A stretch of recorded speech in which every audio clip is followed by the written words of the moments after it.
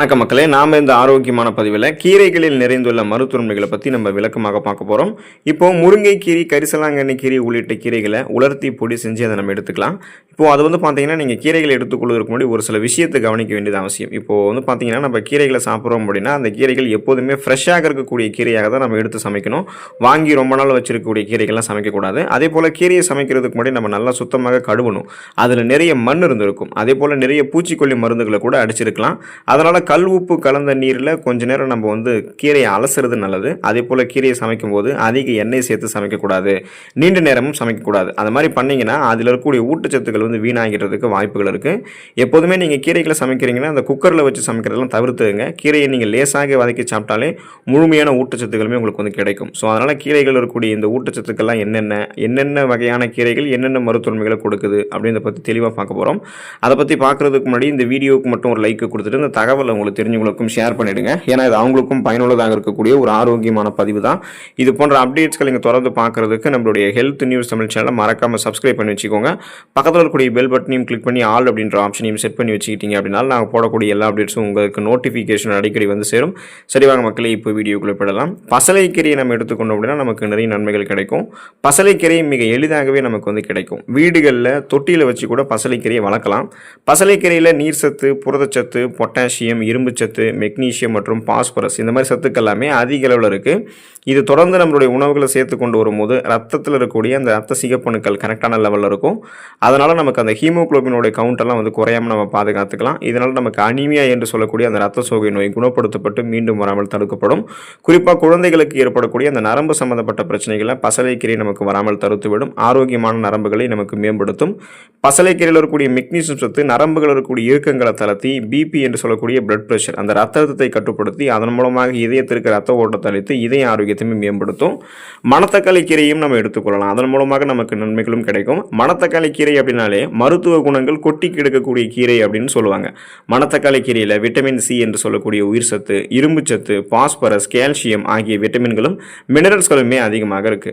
இப்போ இந்த மணத்தக்காளி கீரையை உணவுகளை சேர்த்துக்கொள்ளும் போது தொண்டையில் ஏற்படக்கூடிய வலி மற்றும் வீக்கம், வாய்ப்புண், குடலில் ஏற்படக்கூடிய புண்கள் இது எல்லாத்தையுமே சரி பண்ணிக்கலாம். சிறுநீரகங்களில் உப்பு படிந்து கற்களாக உருவாவதை நமக்கு தடுக்கக்கூடியது தான் இந்த மணத்தக்காளி கீரை. இன்னும் குறிப்பாக கருத்தரிக்க விரும்பக்கூடிய பெண்கள்லாம் அடிக்கடி மணத்தக்காளி கீரையை உணவுகளை சேர்த்து கொண்டு வரும்போது நல்ல ஒரு பாசிட்டிவான ரிசல்ட் அவங்களுக்கு கிடைக்கும். புதினா கீரை எடுத்துக்கொள்ளும் போதும் நமக்கு நன்மைகள் அதிகமாக கிடைக்கும். இப்போ வாரத்தில் ஒரு தடவை நீங்கள் புதினா கீரைகள் எடுத்துக்கிட்டீங்க அப்படின்னாலே போதுமானது தான். அதிகமான எனர்ஜியை அது உங்களுக்கு கொடுக்கும். ஏன்னா புதினா கீரைகள் அப்படின்னாலே அது வாசனைக்காக மட்டும்தான் பயன்படுத்தக்கூடிய கீரை அப்படின்னு நினச்சிட்டு அதை பயன்படுத்திட்டு இருப்பாங்க. ஆனால் புதினா கீரையில் நிறைய மருத்துவ நன்மைகளும் இருக்குது. ஸோ புதினாவில் மென்தால் பண்புகளும் விட்டமின் சி என்று சொல்லக்கூடிய உயிர் சத்துக்களும் அதிகமாக இருக்குது. இது நரம்பு செல்களை தூண்டி நம்மளுடைய நரம்புகளுக்கு ஒரு ரெஃப்ரெஷ்மெண்ட் அதாவது புத்துணர்ச்சியை கொடுக்கும். இருமல், ஆஸ்துமா உள்ளிட்ட சுவாச கோளாறுகள் தொடர்பான பிரச்சனைகளுக்கும், வயிற்று வலி, ஜீரண கோளாறு உள்ளிட்டவைகளுக்கும், குறிப்பாக பெண்களுக்கு அந்த மாதவிடாய் தொடர்பான வலியை குறைக்கிறதுக்குமே புதினா கீரைகள் ஹெல்ப் பண்ணும். நம்மளுடைய உடலில் படிந்திருக்கக்கூடிய தேவையில்லாத கொழுப்புகளை எரிக்கக்கூடிய தன்மையுமே புதினா கீரைக்கு உண்டு தான். ஸோ இந்த அளவுக்கு நன்மைகளை பெறணும்னா வாரத்தில் ஒரு தடவை புதினா கீரைகளை நம்ம எடுத்துக்கொள்ளலாம். கருவேப்பிலை கீரை நம்ம எடுத்துக்கொள்ளும் போது நிறைய நன்மைகள் கிடைக்கும். கருவேப்பிலை பற்றி தெரியாத ஆட்கள் இருக்க முடியாது. ஆனால் அதை சாப்பிட்ற ஆட்கள் கம்மி அப்படின்னு தான் சொல்லணும். ஏன்னா அது உணவுகளில் பயன்படுத்திட்டு அப்படியே தூக்கி போட்டுருவோம். நம்ம சில பேருக்கு கருவேப்பிலை ஒரு கீரை வகை தானா அப்படின்றது தெரியாமல் கூட இருக்கும். வாசனைக்காக மட்டுமே உணவுகளை சேர்த்துட்டு தூக்கி போடாமல் அதை நம்ம சாப்பிடக்கூடிய சாப்பாட்டோட கருவேப்பிலை மென்று விழுங்கி சாப்பிட்டோம் அப்படின்னா நிறைய ஊட்டச்சத்துக்களும் கிடைக்கும், மருத்துவமைகளும் கிடைக்கும். இப்போ கருவேப்பிலையில் இரும்பு சத்து, விட்டமின் சி என்று சொல்லக்கூடிய உயிர் சத்து, விட்டமின் ஏ, பாஸ்பரஸ் உள்ளிட்ட விட்டமின்களும் கனிமச்சத்துக்களும் நிறைந்து காணப்படுது. கருவேப்பிலை பொடியாகவோ துவையலாகவோ செய்து உணவுகளை தொடர்ச்சியாக சேர்த்து கொண்டு வரும்போது அனிமியா என்று சொல்லக்கூடிய ரத்த சோகை நோய் அந்த நோய் நமக்கு கண்ட்ரோலாக இருக்கும். ஹீமோகுளோபினுடைய கவுண்ட் நம்ம ரத்தத்தில் அதிகரிக்கும். கண் பார்வையை நமக்கு பார்த்தோம்னா இந்த கீரை அதிகப்படுத்தும். கல்லீரல் ஆரோக்கியத்தை கருவேப்பிலை கீரை நமக்கு மேம்படுத்தும். குமட்டல் மற்றும் வயிறு சம்பந்தமான பிரச்சனைகளை நமக்கு கருவேப்பிலை கீரை சரி பண்ணிடும்.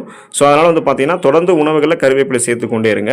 வாரத்தில் ஒரு தடவை கருவேப்பிலை சட்னி மாதிரி கூட எடுத்துக்கொள்ளலாம். முருங்கைக்கீரை எடுத்துக்கொள்ளும் போது நமக்கு மருத்துவ நன்மைகள் கிடைக்கும். ஏன்னா முருங்கைக்கீரையை கீரைகளினுடைய ராணி அப்படின்னு சொல்லுவாங்க. அந்த அளவுக்கு மருத்துவ குணங்கள் கொட்டி கிடக்கக்கூடிய ஒரு கீரைனா அது முருங்கைக்கீரை தான். எளிமையாக சொல்லணும் அப்படின்னா உச்சம் தலை முதல் உள்ளங்கால் வரைக்கும் நமக்கு இருக்கக்கூடிய அத்தனை பிரச்சனைகளுமே தீர்க்கக்கூடிய ஒரு அற்புத கீரை தான் முருங்கைக்கீரை அப்படின்னு சொல்லலாம். இதுக்கு காரணம் அதில் இருக்கக்கூடிய ஊட்டச்சத்துக்கள் தான். முருங்கைக்கீரையில் இருக்கக்கூடிய விட்டமின் சி என்று சொல்லக்கூடிய உயிர் சத்து உடலினுடைய நோய் எதிர்ப்பு மண்டலத்தை பலப்படுத்தும். நமக்கு இருக்கக்கூடிய சாதாரணமான நோய்களையுமே இதன் மூலமாக குணப்படுத்திக்கலாம். புதுசாக எந்த நோயும் அட்டாக் ஆகாமல் நலமோடு வாழலாம். இரும்பு சத்து இருந்திருக்கிறதால இது அனிமியா என்று சொல்லக்கூடிய ரத்த சோகை நோயை குணப்படுத்தி மீண்டும் வராமல் தடுத்து நம்மளுடைய ரத்தத்தில் ஹீமோகுளோபினுடைய கவுண்ட்டை வந்து அதிகரிக்கும்.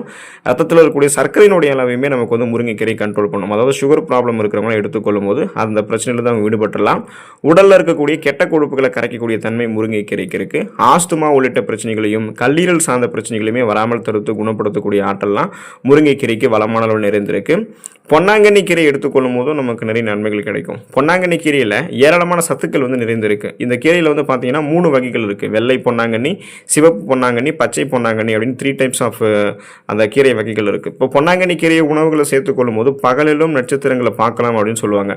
வாய்ப்புண், வாய் துர்நாற்றம் உள்ளிட்டவைகளை பொன்னாங்கண்ணி கீரை சரி பண்ணிடும். கண் பார்வை மங்குதல், கண் எரிச்சல் உள்ளிட்ட பிரச்சனைகளை சரி செய்து கண் பார்வையை கூர்மையாக்கக்கூடியது தான் பொன்னாங்கண்ணி.